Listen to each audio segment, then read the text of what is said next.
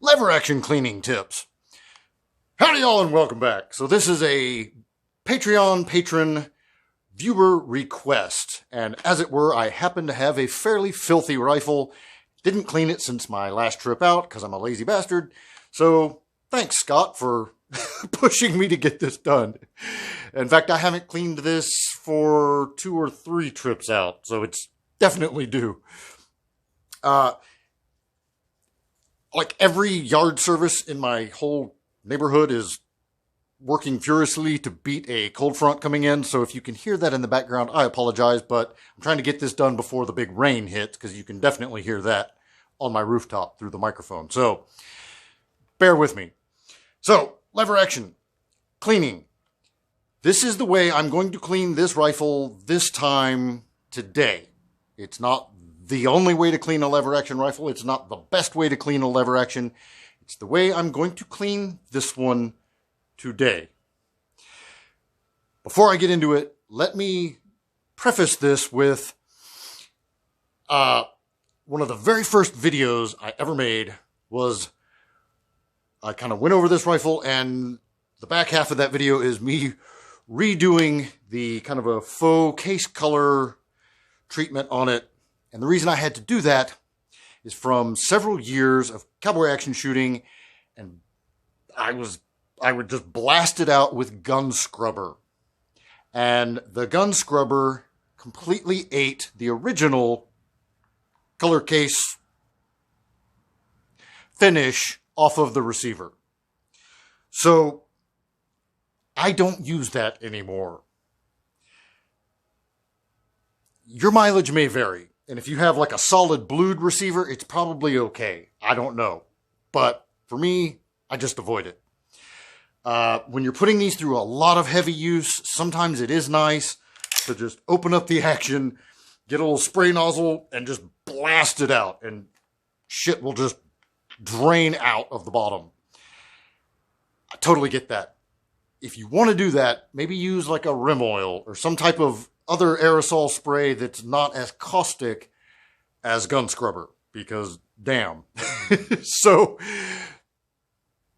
I just need to get that out there. It's a totally viable thing to do. I get it. I did it all the time, but it came at a price. And since I have redone this one, I'm going to baby it a little more. So I'll be doing the slower oil. I'm using Ace High oil, but you could use Hoppies or whatever your CLP of choice is, whatever. But Q-tips, boar snake. That's how I'm going to get down today. Yes, there's the old standard using a rod and patches and all of that. The problem with doing that in a lever action is it is an absolute pain in the ass. If you're bringing the rod in and then attaching the patches and then pulling it, you don't have a lot of workspace in that receiver. So it's kind of a pain.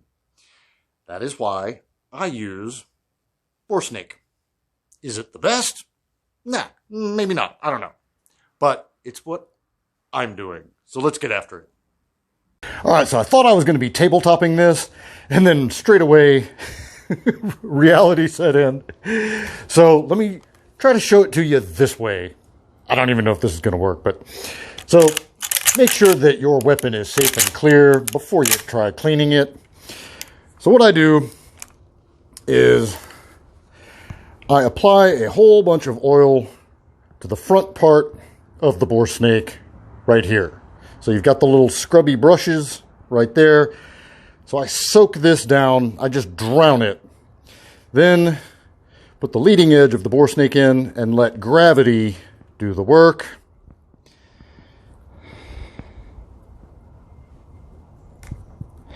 And it comes out the other end, and then you pull. Like so. And I'm going to repeat this probably 10 times or so. Is that going to get an immaculate, white glove, clean barrel? I don't know, but it's good enough for me. All right, so now that we have the barrel clean, what I like to do is just go ahead and pre-oil a whole bunch of Q-tips. So I oil the one end and I leave the other end dry. Go ahead and open up the action. and start digging. So I've got the rails where the bolt rides. Always a good place to start. So I'll go in with the wet end and then mop it up with the dry end. Now obviously every version of lever action, each model is going to have different internal components. So again, your mileage may vary, but straight away you can see it's real nasty, y'all. So I just keep going.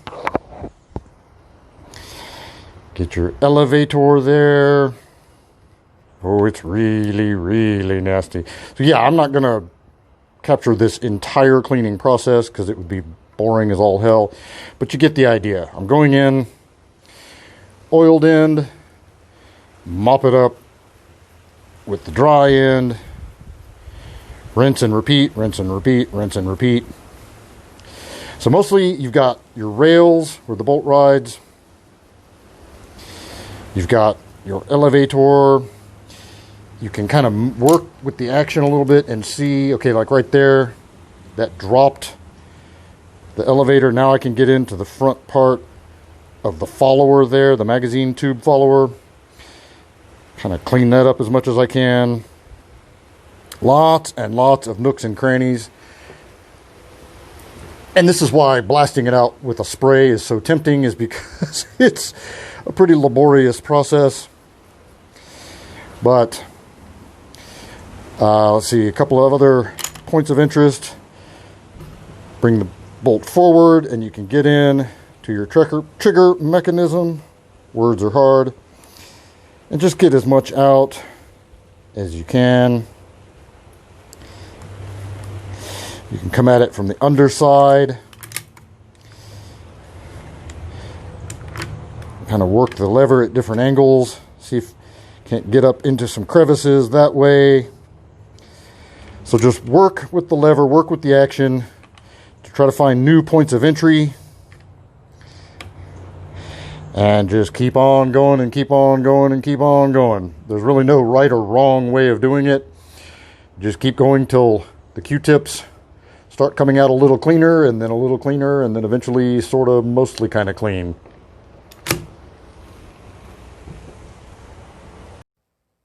All right, and that's kind of it. One of the great things about lever guns is they don't have to be immaculate to run well. You do want them, cleanish enough and properly lubricated, but they can run pretty damn dirty. Also, about every 3,000, 4,000 rounds, it's not a bad idea to go ahead and pull the magazine tube. Depending on your rifle, this can be kind of a pain in the ass.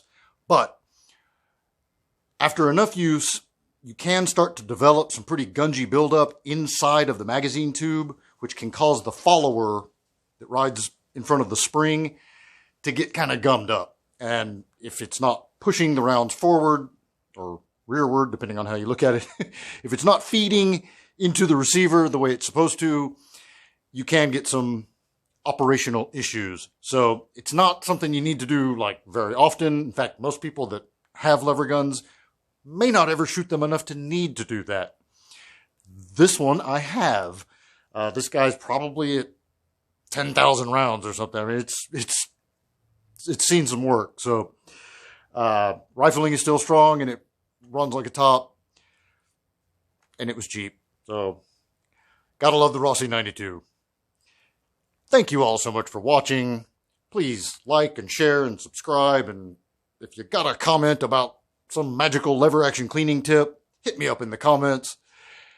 Please, if you enjoyed this content, become a Patreon supporter, or you can make a one-time donation through Buy Me a Soy Latte. And as always, until next time, be easy, y'all.